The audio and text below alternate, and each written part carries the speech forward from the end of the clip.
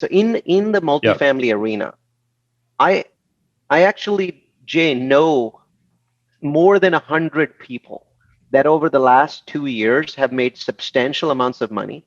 They've never invested a dollar of their own money, and they probably invested a little bit of an education. And they've done something that I actually don't advise doing. But it doesn't change the fact that it's true. I'm against it. I advise against it, but it's true. And that is that in the multifamily arena, there's so many investors who do not want to basically buy their own multifamilies, build their own, improve them. They're looking to do passive investment. And you mentioned that word earlier in this interview. You mentioned passive investment. And there, I know of more than 100 people who just go out and find these investors and connect them with opportunities that other people have put together. Hmm. Now, do I do that? No. Have I ever done that once? Have I ever paid somebody 1 cent to connect me with passive investors? No. But A, that doesn't make it wrong. And B, I'm a nobody, right? There's 10,000 properties being worked on. So what I care, what I do doesn't matter. What matters is that there are literally thousands of projects right now where people are simply doing introductions. They're doing it in a way that is legally extremely fuzzy. Let's just say, we'll call it gray. That's correct. And even if Okay. the investor is accredited, even then there are laws that people are not necessarily towing the line on.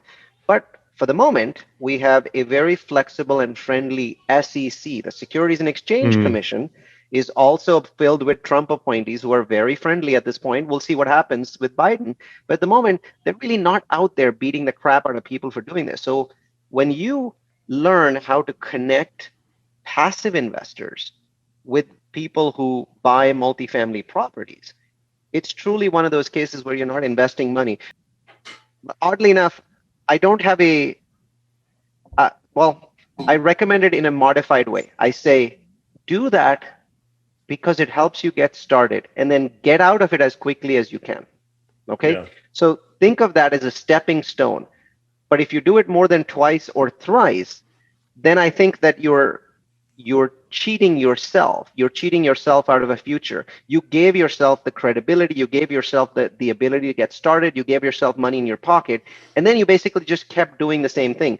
Just like people who do, they kind of flip contracts to people, right? Hmm. A lot of them say, I flip contracts to build up wealth, and then I use that wealth to do my own flips or to do my own rentals. It's just a ways to a means, right? That's what I mean. Raise money for other people, do it a few times.